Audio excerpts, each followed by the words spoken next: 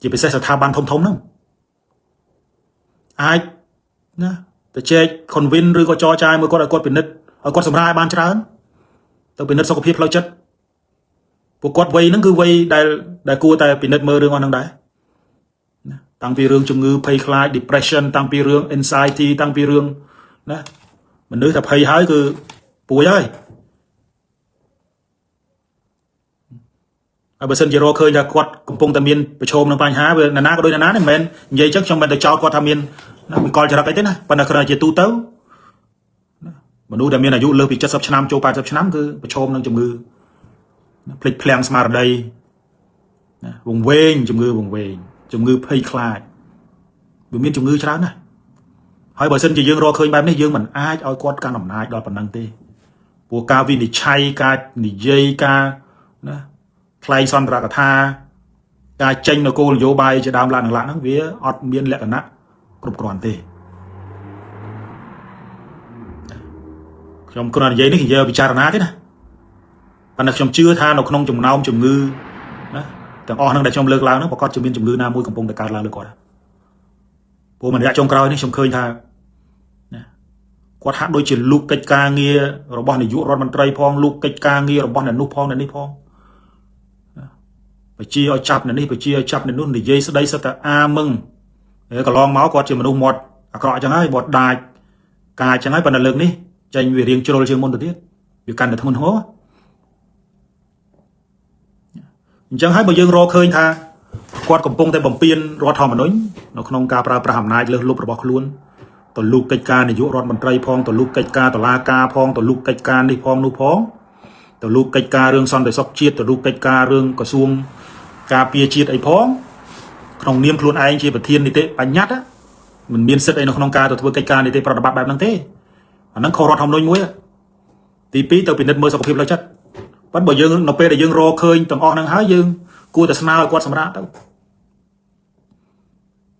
បើគាត់ចង់ធ្វើអីគាត់បញ្ជាកូនបានតើបញ្ជាពីក្រោយហ្នឹងទៅមិនចាំបាច់ធ្វើចេញមុខអីខ្លួនឯងអញ្ចឹងទី1វាដូចទៅជន់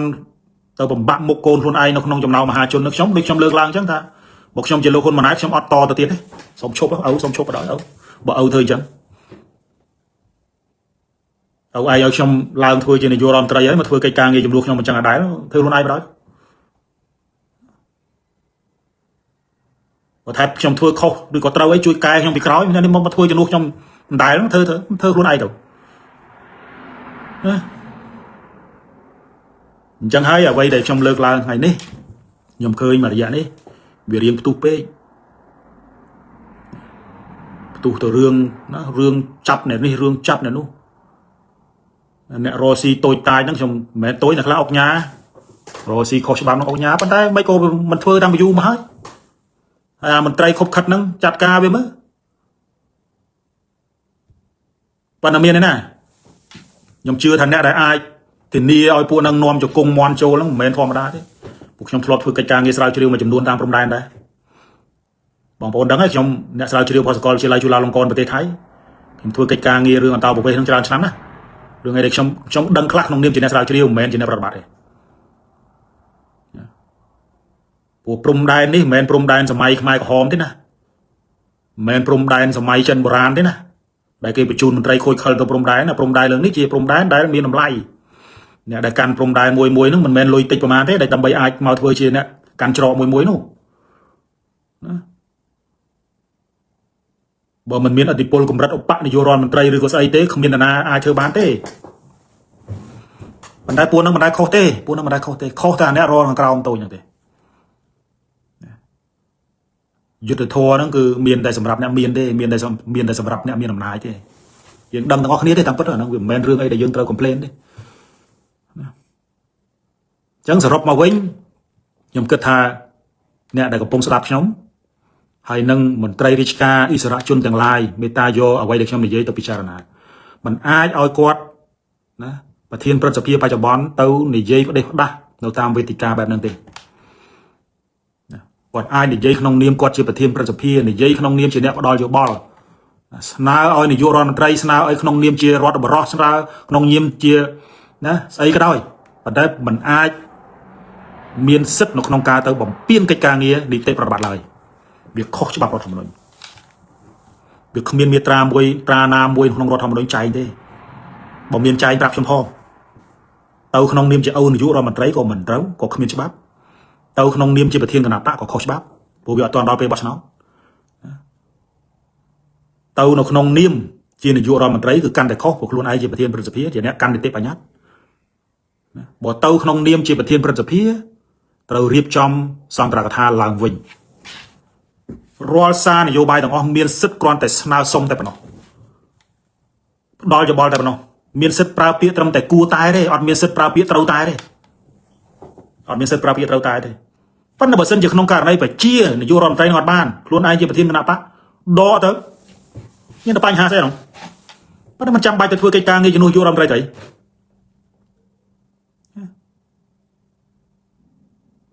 จมนึกจงกรอยเด็กชมจองในยังไงเนี่ยผมกระทาเรื่องนี้ผมก็ทำยังกลัวแต่พิจารณาเต้านะเหมือนไตรเรชกาเนี่ยมกเนี่ยกาเนี่ยได้เกิดกูมปีเรื่องเชียบสอนแต่ซอกเชียบเกิดกูมปีเรื่องเทียบตรำเต้าในฉบับรวมคณีกาปีรอทอมมันเลยรวมกาคณีกรุบฉบับรอทอมมันเลยอันนั้นยังกูแต่นะบ่อยมันเฮียนในยัยก่อนยัยkhông chất đâuในยัยkhông chất đâuปัญญายังกูทั่วไอ้บิญญาchúng nó trông coi được trong trong phải chọc nó không rương đi trong trong slide to từ nâng nè xua thà ok mình tôi khai bắt băng làm nai như thế của cái miền cu của cu bị chơi như thế nè của cu bị chơi nó không sọc nó sẽ được cái nạp bạc cái đập cái nạp bạc cái prapia cái đập cái nạp bạc vấn đề hai đấy ban chia tây tàn vô ròn trái cao chủng ngư pay khai cao chủng ngư khai chành trong tha ở đâyสถานភាពនយោបាយនៅកម្ពុជាបច្ចុប្បន្នមិនមែនជាវេទិកានៅក្នុងការប្រកួតប្រជែងដើម្បីយកអំណាចទេណាបងប្អូនជួយពិចារណាខ្ញុំទាំងអស់គ្នាអតីតនាយករដ្ឋមន្ត្រីហ៊ុនសែនប្រធានព្រឹទ្ធសភាបច្ចុប្បន្ននេះគាត់អត់បារម្ភរឿងបាត់បង់អំណាចទេគាត់អត់ភ័យហ្នឹងសំទោសគាត់អត់ភ័យរឿងបាត់រឿងឈ្នះឆ្នោតទេគាត់អត់ភ័យទេមិនមែនគាត់មិនភ័យរឿងបាត់បង់អំណាចទេខ្ញុំសុំទោសគាត់ភ័យរឿងបាត់បង់អំណាចប៉ុន្តែគាត់មិនភ័យរឿងគាត់ចាញ់ឆ្នោតទេ2027 2028គណៈបព្វជិជនឈ្នះឆ្នោតទៀតបើសិនជាក្នុងករណីពលរដ្ឋយើងនៅតែរបៀបនេះពឹងលើអ្នកនយោបាយក្រៅប្រទេសអត់មានដំណើរណាទេឥឡូវពឹងលើពលរដ្ឋនៅក្នុងការសម្រេចចិត្តមិនបកគោជបនៅគ្រប់គ្រងដោយគណៈបព្វជិជនហ្នឹងអញ្ចឹងបើនិយាយពីរឿងចាញ់ឆ្នោតគណៈបព្វជិជនអត់បារម្ភរឿងចាញ់ឆ្នោតទេអ្វីដែលគណៈបព្វជិជនពងបារម្ភនោះគឺការបារម្ភអំពីការបាត់បង់ប្រជាប្រិយភាពអញ្ចឹងហ្គេមនយោបាយសេវានយោបាយcủaកម្ពុជាមិនមែនប្រកួតប្រជែងដើម្បីឈ្នះឆ្នោតទេគឺប្រកួតប្រជែងនៅក្នុងការត្រួតពិនិត្យថាតើប្រជាប្រិយភាពរបស់ខ្លួនចុះឬក៏ឡើងអានេះអ្វីដែលគណៈបព្វជិជនចង់ដឹងព្រោះបើយើងនិយាយរឿងចាញ់ឆ្នោតវាគ្មានអីចាញ់ឆ្នោតទេវាក្តាប់ណែនអត់ទៅហើយតាំងពីនៅមូលដ្ឋានម្លេះណែនអស់ហើយប៉ុន្តែអ្វីដែលគណៈបព្វជិជនឬក៏អតីតនាយករដ្ឋមន្ត្រីហ៊ុនសែនកំពុងតែខ្លាចគឺខ្លាចរឿងប្រជាប្រិយភាពហ្នឹងព្រោះអារឿងប្រជាប្រិយភាពនេះទោះបីជាបច្ចុប្បន្ននេះมันអាចកាត់ទោសបានក៏ដោយក៏ប៉ុន្តែប្រវត្តិសាស្ត្រនឹងកាត់ទោសគាត់ហើយប្រហែលជាវាមានអំណាចល្ងឹតអំណាចនៅពីលើគណៈបព្វជិជនអំណាចនៅពីលើគ្រួសារតកូលហ៊ុនយើងមិនដឹងអំណាចនឹងជាអំណាចស្អីទេប៉ុន្តែខ្ញុំហៅថាអំណាចល្ងឹតចឹងទៅដែលអ្នកនៅពីខាងលើជាមេកន្ទ្រាញជាស្ដេចនៃអំណាចមិនមែនស្ដេចកម្ពុជាទេណាមិនមែនព្រះមហាក្សត្រខ្មែរទេណាប្រហែលជាគណៈបព្វជិជនក៏ត្រូវមានគេហៅអាសាញមិនត្រូវមានកិច្ចការងារបង្ហាញទៅណាស្ដេចអំណាចងងឹតហ្នឹងប្រាប់ថាមកដល់ពេលនេះខ្លួននៅមានប្រជាប្រិយភាពនៅឡើយទេប្រជាជននៅស្រឡាញ់ឡើយទេព្រោះបើមិនអញ្ចឹងទេអំណាចធំខាងលើហ្នឹងគេថាអ្នកឯងអត់អាចបន្តទៅបានទេព្រោះពលរដ្ឋលែងគ្រប់គ្រងទៅហើយអញ្ចឹងគេរកតួអង្គថ្មីអាចគ្រោះថ្នាក់ទៅដល់អ្នកកាន់អំណាចរបស់គណៈបព្វជិជនអានេះជាសមត្ថកម្មរបស់ខ្ញុំទេណាព្រោះកន្លងមកយើងតែងតែជឿទៅលើទ្រឹស្ដីមួយគេថារឿងនយោបាយកម្ពុជាបើត្រឹមតែរឿងអ្នកនយោបាយកម្ពុជានិងអ្នកនយោបាយកម្ពុជាឬបើសិនជាត្រឹមតែរឿងខ្មែរនិងខ្មែរណាវាមិនពិបាកដោះស្រាយដល់ម្លឹងទេវាមិនពិបាកដល់ម្លឹងទេខ្មែរនោះនិយាយភាសាតែមួយស្ដាប់គេបានតាប៉ុន្តែវាមានអ្នកនៅពីខាងក្រោយដែលមិនមែនជាខ្មែរអញ្ចឹងហើយបានរឿងអីតូចតាចហ្នឹងវានិយាយមិនចេះត្រូវគ្នាសោះនិយាយអត់ចេះត្រូវគ្នាទេ mình bạch tại rương thông ca pia bồ na phiệp tức đấy tại rương tôi tai nhưng rồi buồn nét đại nâu bị còi ẩm nai đọt thông bằng phật nắng cứ cái ọt trong khơi Campuchia miên sa mà kia kia tê buồn ở pe đại khai ai sa mà kia kia bán á nè nâu chết khang rồi bỏ Campuchia tay đại bà ròng buồn chân chết mùi ní tụi bay cái thứ ba phần năng háo á còn nâu thì ngớp cho ba đây cái cổng tích phần năng háo á ọt bắt tranh bị panty bị phúc lốc thế ní Campuchia chẳng hai bạn trong chia diêm tam đam thành đến na chiếm đách này ông nai đấy cướp crom bị lơ ông nai để vô bài bỏ Campuchia bài cho bọn hai ấy ban chia cả napa chỉ chôn prang mà lẽ nát đại luôn ấy tại để đăng tháp luôn ấy nét nào riêng roll ca bỏ nào cướp anh ạ bỏ dương để dây ông pi ở lâu nít nè miên nên cả napa ná để hiền tranh màu thằng nhom chuyện đầy cu rồi bỏ cả napa chỉ chôn tranh mà bớt ở châu rùm và cuột nâng và cục tật thế nào đăng luôn ai không chưa thằng này là vô bài đồng nông sọc thằng o còn nạp bạ tôi thằng o đồng nông sọc đăng nát đại phương ơi cơ còn nạp bạ chỉ chôn bạch bón á ọt ai châu sọc bán đây hãy có cái mình oi mê đặc non thằng pin trâu này đây chẳng hai bạn trong mơ tới á để vô bài Campuchia bạch bón về lên chia để vô bài đồng nông ca và cuột về trên đầm bấy trên này trai nhai cá bọt nào ở Campuchia còn tay chia vị thi sát nào không cá vọt về phải chiaประโยชน์ đầm bay thưa bài cá tới nặng lơ đây nó chia bị sát cái nào bảo chỉ chun bọn ôn bị chả na tao chân hai giờ rộng màu với nhá đầm bay thưa mấy ở Campuchia ai đào nó lơ chùm hiên luôn ai bán ai đào nó lơ bát chương luôn ai bán ai cất đời pra khu có ba luôn ai bán Campuchia thưa lung cho tao đuổi thế tao ăn hút mà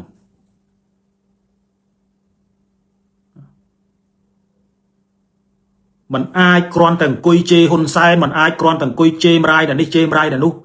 ai nè còn nào phải chỉ chôn bàn tê bạn là xua tha thơ mạch nó là nâng tôi là mong cùi từ chê kia hãy có mình ai nó dây nó đi bàn đây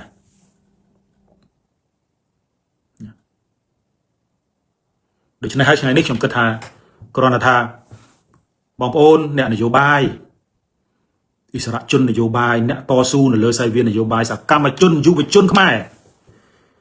xong vô à quay được trong để dây vô tao bị char nè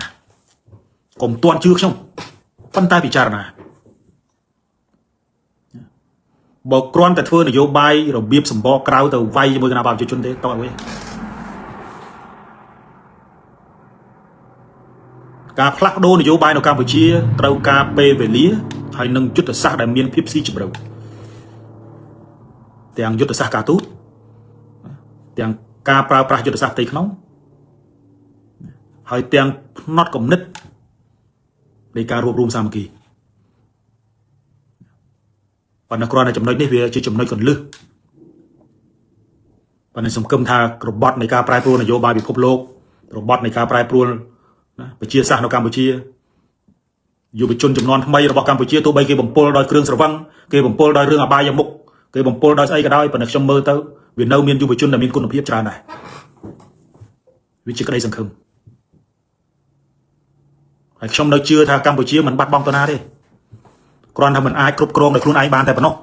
ยืงกรอนเราการถึงไม่โยมหมอกครบกรองในครูนไอ้แต่ปะเนาะ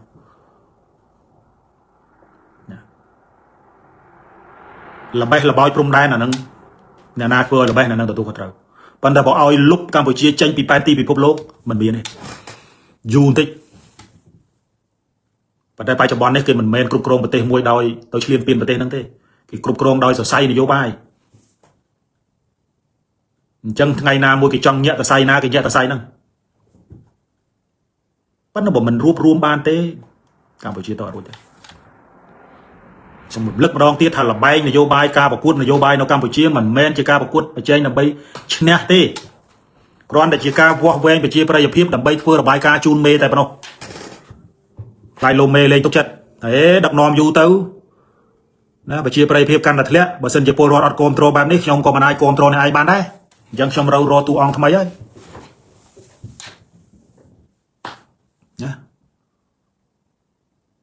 អានេះគ្រាន់តែជាទ្រឹស្ដីឬក៏ជាសមិទ្ធកម្មមួយដែលត្រូវការពិចារណាត្រូវការផុសតាំងច្រើនទៀតប៉ុន្តែដូចខ្ញុំបានលើកឡើងអញ្ចឹងហេតុអីបានជាអតីតនាយករដ្ឋមន្ត្រីប្រឹងម្លេះក្នុងគណៈដែលខ្លួនឯងគ្រប់គ្រងអំណាចប៉ុណ្ណេះហើយខ្ញុំនិយាយឲ្យចំទៅថា2027-28គឺគណៈបកប្រជាជនឈ្នះឆ្នោតទាំងអស់ប៉ុន្តែហេតុអីបានជានាយករដ្ឋមន្ត្រីហ៊ុនសែនបារម្ភម្លេះចុះទៅខំប្រឹងពង្រឹងអ្នកនេះពង្រឹងអ្នកនោះក្នុងគណៈដែលអត់ទាន់ដល់ពេលវេលានៅក្នុងការឃោសនាបោះឆ្នោតផងសូមពិចារណាបាទ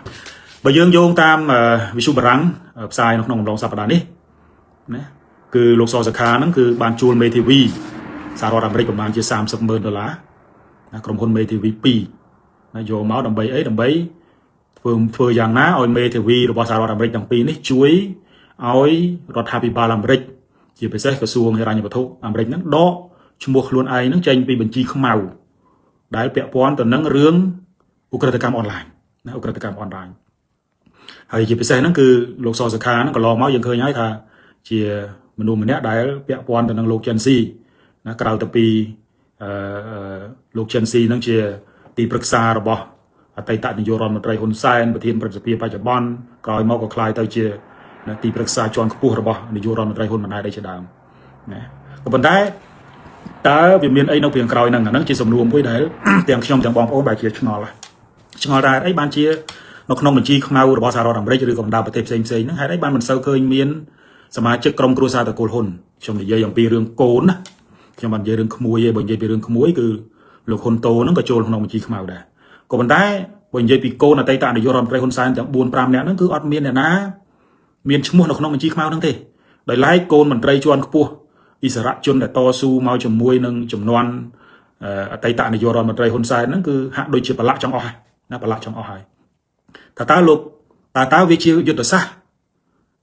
របស់អតីតនាយករដ្ឋមន្ត្រីហ៊ុនសែននៅក្នុងការធ្វើម៉េចឲ្យកូនអ្នកដទៃណាប្រឡាក់មានគេឈ្មោះពាក់ព័ន្ធទៅនឹងរឿងអក្រិតកម្មដើម្បីធ្វើម៉េចទុកណាប្រឡោះដើម្បីឲ្យកូនអាចលូតលាស់បានឬក៏យ៉ាងណាអានេះគឺជាសំណួរមួយដែលយើងត្រូវជួយឆ្លើយទាំងអស់គ្នាត្រូវជួយឆ្លើយទាំងអស់គ្នាតាក់ទងទៅនឹងត្រឡប់ទៅនឹងរឿងលោកសកម្មសុខាលោកសសុខាតើការចំណាយថវិការាប់$100,000ប្រហែលជា$30,000ដំណាក់កាលដំបូងនេះខ្ញុំជឿថាមិនមែនប៉ុណ្ណឹងទេអាចនឹងមានបន្តទៅទៀតអាចចូលខ្ទង់លាន$ដើម្បីជួលក្រុមមេធាវីនេះតើអាចលោកកឹមសុខាលោកសសុខាអាចណាមានលទ្ធភាពឬក៏មេធាវីដែលលោកសសុខាជួលទៅមានលទ្ធភាពនៅក្នុងការដកឈ្មោះចេញពីបញ្ជីខ្មៅរបស់រដ្ឋាភិបាលអាមេរិកដែរទេណាហើយតើលោកសសុខានឹងបញ្ជូននៅផុសតាងអីខ្លះដើម្បីអាចឲ្យរដ្ឋាភិបាលអាមេរិកហ្នឹងលុបឈ្មោះរបស់ខ្លួនចេញពីបញ្ជីខ្មៅណាចេញពីបញ្ជីខ្មៅប៉ុន្តែអ្វីដែលជារឿងគួរឲ្យចាប់អារម្មណ៍ហ្នឹងគឺដូចខ្ញុំបានលើកឡើងកាលពីបទវិភាគលើកមុនអញ្ចឹងមុននឹងសហរដ្ឋអាមេរិកដាក់ឈ្មោះលោកសសុខាចូលក្នុងបញ្ជីខ្មៅហើយនឹងបណ្ដាប្រទេសផ្សេងទៀតដែលរងគ្រោះដោយសារ scam online នេះគឺយើងឃើញថាលោកសសុខានេះសហរដ្ឋអាមេរិកហ្នឹងគឺមិនទាន់បានតាមពិតទៅមិនទាន់បានដាក់ឈ្មោះនៅឡើយទេណាមិនទាន់បានដាក់ឈ្មោះនៅឡើយរហូតដល់ដំណាក់កាលចុងក្រោយនេះយើងឃើញថាសហរដ្ឋអាមេរិកបានដាក់ឈ្មោះលោកសសុខាបញ្ចូលទៅក្នុងបញ្ជីខ្មៅហ្នឹងខណៈដែលក្រោយពីមានឈ្មោះជាប់ចូលទៅក្នុងបញ្ជីខ្មៅរបស់សហរដ្ឋអាមេរិកហើយក៏យើងឃើញថាលោកសសុខាហាក់ដូចជាស្ទុះស្ទាណាស់នៅក្នុងការព្យាយាមជំរុញនៅគេហៅគោលនយោបាយឬក៏ជាគំនិតរបស់រដ្ឋាភិបាលនៅក្នុងការបង្ក្រាប scam online អ្វីដែលយើងគួរឲ្យចាប់អារម្មណ៍បំផុតហ្នឹងគឺ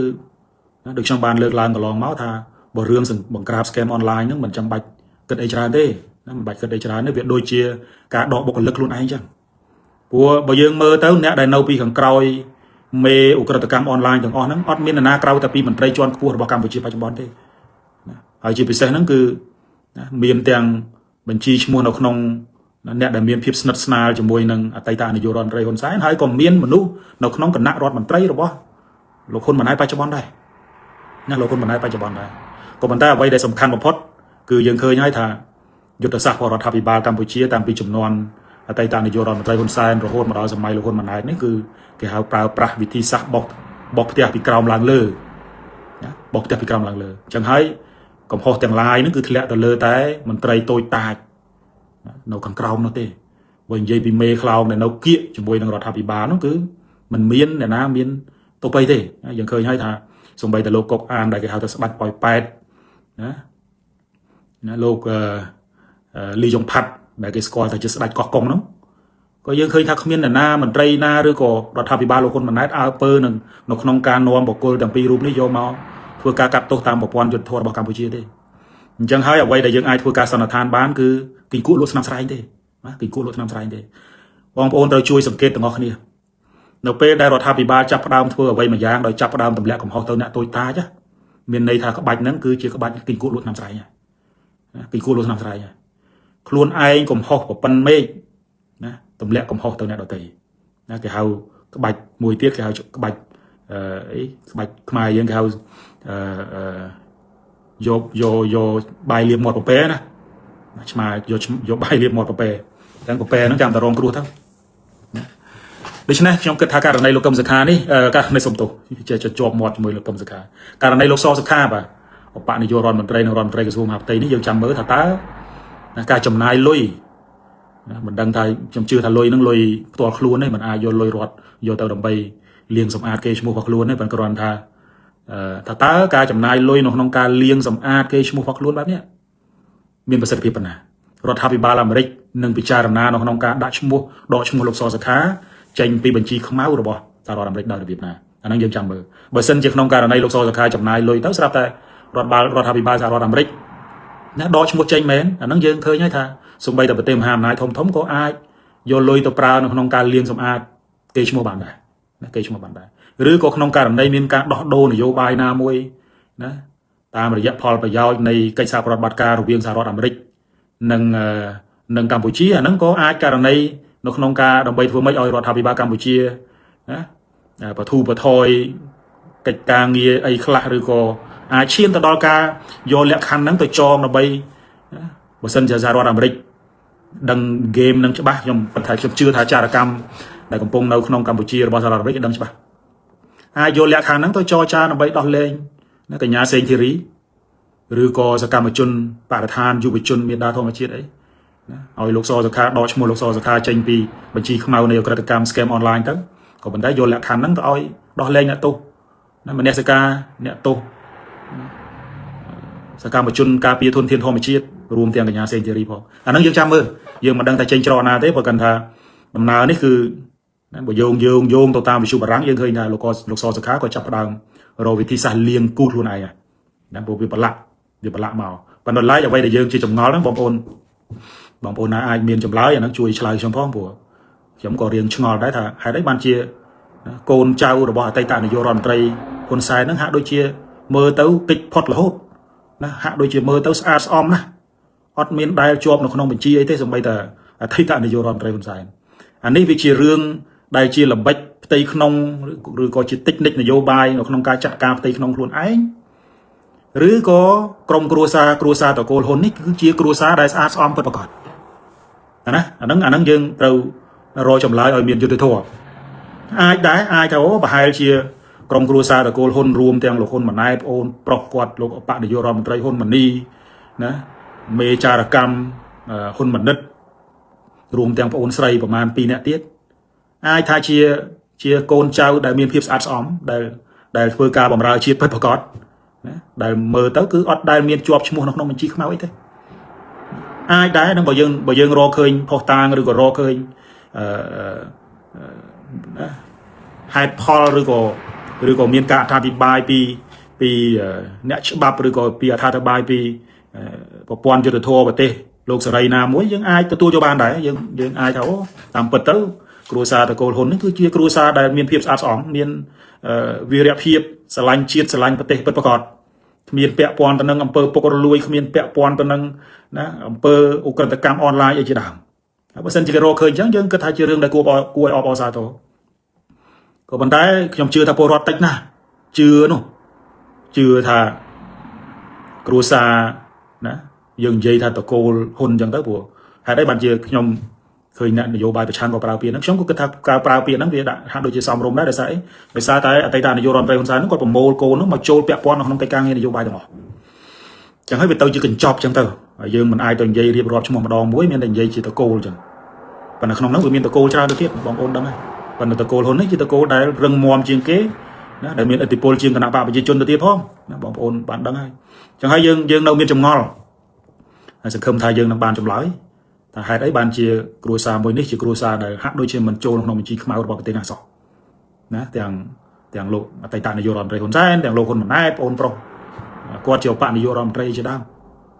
ក៏ប៉ុន្តែដែលឡែកគ្រួសារដតីគ្រួសារឬក៏កូនអិសរាជជនដតីជាពិសេសកូនលោកសខេងលោកសសខាឃើញជាប់នៅក្នុងបញ្ជីខ្មៅមួយណា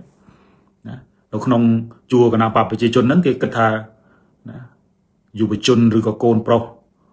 មកប្រហែលជា3 4រូបហ្នឹងមានកូនលោកទាបាញ់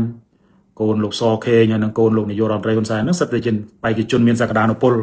នៅក្នុងការក្លាយទៅជាបេក្ខភាពនាយករដ្ឋមន្ត្រីណាក៏មិនដែរដោយសារតែឪជាពិសេសលោកអតីតនាយករដ្ឋមន្ត្រីហ៊ុនសែនគាត់មានឥទ្ធិពលជាងអញ្ចឹងគាត់រុញកូនគាត់ដើម្បីរុញកូនគាត់បានទៅនឹងណូហើយកុំឲ្យមានការប្រកួតប្រជែងផ្ទៃក្នុងមានតែរុញកូនអ្នកដតីហ្នឹងជាពិសេសកូនលោកសខេងដែលមានឥទ្ធិពលក្នុងគណៈបកប្រជាជនម្នាក់ដែរកូនលោកទាបាញ់ដែលមានឥទ្ធិពលដែរហ្នឹងឲ្យឡើងមកជំនួសឪពុកចឹងទៅប៉ុន្តែឡើងមកហ្នឹងមកអីហ្នឹងវាមិនជាអីដែលណាក្រាលព្រំឡើងស្រួលប្រហែលដែរទេឡើងមកតាមរយៈឪនេះតាមពិតទៅខ្ញុំសម្រាប់ខ្ញុំគិតថាទាំងលោកហ៊ុនម៉ាណែតលោកសសុខារួមទាំងលោកណាទាសីហាយដើមសិតតកូនលោកទាបាញ់កូនលោកសខេងកូនអតីតនាយករដ្ឋមន្ត្រីហ៊ុនសែនហ្នឹងបើយើងនិយាយអំពីការរៀនសូត្រហ្នឹងគឺសិតតែជាធនធានមួយដ៏សំខាន់ដែរក៏ប៉ុន្តែនៅពេលដែលខ្លួនបានទទួលមរតកជាតំណែងតាមរយៈឪហ្នឹងវាធ្វើឲ្យអ្នកដតីហ្នឹងហាក់ដូចជាមើងងាយពួកគាត់ទៅវិញណាហាក់ដូចជាត្រូវឌីលណាកន្លងមកយើងឃើញហើយគេឌីលពួកគាត់ហ្នឹងសិតតែជាពួកដែលឡើងតាមជើងខោឪឡើងតាមឪរុញគូតឡើងអីជាដើមដូច្នេះយើងឃើញថាអ្វីដែលជាការជួយជ្រុំជ្រែងរបស់ឪពុកបើយើងមើលក្នុងមុំមួយគឺណាគាត់ទទួលបានអំណាចជានាយករដ្ឋមន្ត្រីគាត់ទទួលបានតួនាទីជាឧបនាយករដ្ឋមន្ត្រីជារដ្ឋមន្ត្រីក្រសួងមហាផ្ទៃរដ្ឋមន្ត្រីក្រសួងការពារជាតិក៏ប៉ុន្តែបើយើងមើលនៅក្នុងគេហៅថាទស្សនវិស័យរបស់ពួកលោកខាងលិចណាអ្នកដែលទទួលបានគេមរតកពីឪហ្នឹងគេចាត់ថាជាមនុស្សដែលអន់ណាបងប្អូនដែលនៅសហរដ្ឋអាមេរិកបងប្អូនដែលនៅអូស្ត្រាលីនៅអឺរ៉ុបអីជាដើមដឹងហើយណាកូនចៅរបស់ពួកអឺរ៉ុបពួកស្បែកសនេះគឺមិនសូវជាចង់បានទ្រព្យឪទេកម្រឃើញកូនឡើងទៅបន្តតំណែងពីឪ direct ណាលើកលែងតែកូនហ្នឹងដូចជាចុច W boost អីតពីចុច boost មកគឺមិនមែនតភ្លាមឪលើកតាំងទេណាគឺតាមរយៈការបោះឆ្នោតដោយសេរីនិងយុត្តិធម៌ដោយឡែកនៅកម្ពុជាវាមិនអញ្ចឹងប៉ុន្តែខ្ញុំគ្រាន់តែនិយាយរូបភាពរួមទេនិយាយរូបភាពរួមថានៅក្នុងទស្សនៈអាស៊ីគេថាកូននឹងសំណាងកើតមកនៅលើទ្របធនកើតមកនៅលើបុណ្យស័ក្តិណាកើតមកហ្នឹងគឺគេលើកបន្ទប់មកហ្នឹងឲ្យคล้ายទៅជានាយករដ្ឋមន្ត្រីតែម្ដងឲ្យคล้ายទៅជាឧបនាយករដ្ឋមន្ត្រីតែម្ដងអត់មានចាំបាច់មានការប្រកួតប្រជែងអត់មានចាំបាច់មានអតីតភាពការងារអីទេអាហ្នឹងនៅក្នុងទស្សនៈអាស៊ីយើងគិតថាអូគេធ្វើប៉ុនបានណាគេប៉ុនគេមិនដឹងថាប៉ុនអីទេចឹងហើយបានយើងឃើញអ្នកខ្លះក៏ប្រឹងធ្វើប៉ុនដែរខ្លាយលោជាតិក្រោយទៅបានធ្វើនាយករដ្ឋមន្ត្រីគេក៏ប៉ុន្តែដោយឡែកនៅក្នុងផ្នត់គំនិតពួកលោកសេរីពួកផ្នត់គំនិតពួកស្បែកសអ្នកដែលទទួលមរតកពីឪផ្ទាល់ចឹងគេចាត់ទុកថាជាកូនចៅមួយទៀតគ្មានសមត្ថភាពនៅក្នុងការកសាងអ្វីដែលខ្លួនឯងបានឃើញទេចឹងបើទោះបីយ៉ាងណាក៏ដោយយើងនិយាយនៅក្នុងបរិបទកម្ពុជាណាយើងនិយាយបរិបទកម្ពុជាទៅយើងឃើញថាទាំងលោកហ៊ុនម៉ាណែតទាំងលោកសសុខាទាំងលោកទាសីហាទាំងកូនចៅអ្នកដតីជាអិសរាជជនទៀតហ្នឹងគឺសិតតែជាអ្នកដែលធ្វើបុណ្យដល់ហើយណាប៉ុន្តែឥឡូវហ្នឹងបុណ្យហ្នឹងប្រហែលជាវាមិនដល់ប្រមាណទេឃើញឪហ្នឹងចាប់ផ្ដើមជាពិសេសលោកហ៊ុនម៉ាណែតហ្នឹងក៏មួយរយៈនេះខ្ញុំឃើញថាបើខ្ញុំវិញវារៀងខ្មាស់អៀនដែរណាខ្មាស់អៀនដែរនៅពេលដែលឪបកគលការងារជានាយករដ្ឋមន្ត្រីឲ្យធ្វើស្រាប់តែមកដល់ចិត្តបោះឆ្នោតឆ្នាំ2027 28បោះឆ្នោតគុំសង្កាត់27បោះឆ្នោតសកល28នេះស្រាប់តែឪចេញមុខដើរតួជំនួសខ្លួនឯងទៅវិញខ្ញុំក៏រៀងអន់ចិត្តបើសិនជាឪខ្ញុំធ្វើដាក់ខ្ញុំអញ្ចឹងខ្ញុំលាលែងចេញពីតំណែងហ្មងខ្ញុំថាបើសិនជាប្រើខ្ញុំមិនទុកចិត្តខ្ញុំទេកុំប្រើដកខ្ញុំចេញបណ្ដោយទៅអញ្ចឹងឃើញមួយរយៈនេះគឺនៅពេលដែលឪពុកជាបំពេញទៅលោកហ៊ុនម៉ាណែតក៏រៀងមិនមុខនឹងមិនសូវជាស្រស់ស្រាយប្រហែលដែរខ្ញុំទទួលស្គាល់ហើយកូនប្រុសដូចគ្នាអារម្មណ៍កូនប្រុសអញ្ចឹងសរុបមកវិញត្រឡប់មករឿងលោកសសុខាវិញយើងចាំមើលខ្ញុំមិនទាន់ហ៊ានធ្វើការសន្និដ្ឋានថាសហរដ្ឋអាមេរិកនឹងដកឈ្មោះគាត់ចេញពីបញ្ជីខ្មៅនៃការជាប់ពាក់ព័ន្ធរឿងឧក្រិដ្ឋកម្មអនឡាញឬក៏អត់ទេឬក៏សហរដ្ឋអាមេរិកប្រើប្រាស់សន្លឹកបៀមួយនេះនៅក្នុងការប្រើប្រាស់នៅក្នុងការប្រើសម្រាប់យកមកអុកនៅក្នុងការដោះលែងសកម្មជននេះអាហ្នឹងក៏យើងមិនដឹងដែរចាំមើលថាតើវាចេញនៅច្រកណាឬក៏អត់មានអីដោះស្រាយជាកញ្ចប់នយោបាយទេគ្រាន់តែលោកសសុខាប្រើលុយអញ្ចឹងទៅ ប៉ុន្តែលុយ30 ម៉ឺន 40 ម៉ឺន 1 លានដុល្លារសម្រាប់សហរដ្ឋអាមេរិកហ្នឹងដូចជាខ្ញុំមើលទៅដូចជាទៅមិនរួចទេណាទៅមិនរួចទេព្រោះខ្ញុំជឿថារដ្ឋាភិបាលសហរដ្ឋអាមេរិកដែលដាក់នរណាម្នាក់នៅក្នុងបញ្ជីខ្មៅរបស់ខ្លួនហ្នឹងវាមិនមែនជារឿងចៃដន្យទេប្រកាសជាវាមានការសិក្សាស្រាវជ្រាវណាស្ថានទូតអាមេរិកនៅក្នុងប្រទេសកម្ពុជារួមទាំង SBI ដែលធ្វើការដោយសម្ងាត់នៅក្នុងប្រទេសកម្ពុជាហ្នឹងគេដឹងច្បាស់គេដឹងគេហៅថាជាបណ្ដាញឧក្រិដ្ឋកម្មដែលមានអ្នកធំខ្មែរនៅវាក្រោយណាមានអ្នកធំខ្មែរនៅវាក្រោយអញ្ចឹងយើងចាំមើលលទ្ធផលតើលោកសសុខាអាចលៀងជំរះនៅបទឧក្រិដ្ឋនៅពីបញ្ជីខ្មៅរបស់សហរដ្ឋអាមេរិកបានដែរឬទេណាយើងចាំតាមដានរបស់នេះនឹងប្រធានបទទី1ប្រធានបទទី2ទាក់ទងទៅនឹង MOU បាទមុននឹងចូលដល់ប្រធានបទក្តៅថ្ងៃនេះគឺយើងមកយល់អំពីរឿង MOU មិនមែនយល់ទេមកធ្វើការបច្ចុប្បន្នភាពខ្ញុំបានលើកឡើងហើយថាកាលពីក្រោយពីកម្ពុជាបានធ្វើលិខិតជាផ្លូវការជូនដំណឹងទៅភាគីថៃរួមទាំងប្រធានអគ្គលេខាធិការអង្គការសហប្រជាជាតិហ្នឹងយើងឃើញថាកម្ពុជាបានសម្រេចជ្រើសរើសផ្លូវមួយគឺផ្លូវនៅក្នុងការយកវិវាទព្រំដែនសមុទ្រយកទៅប្រើប្រាស់យន្តការអន្តរជាតិមួយដែលហៅកាត់ថា UN Close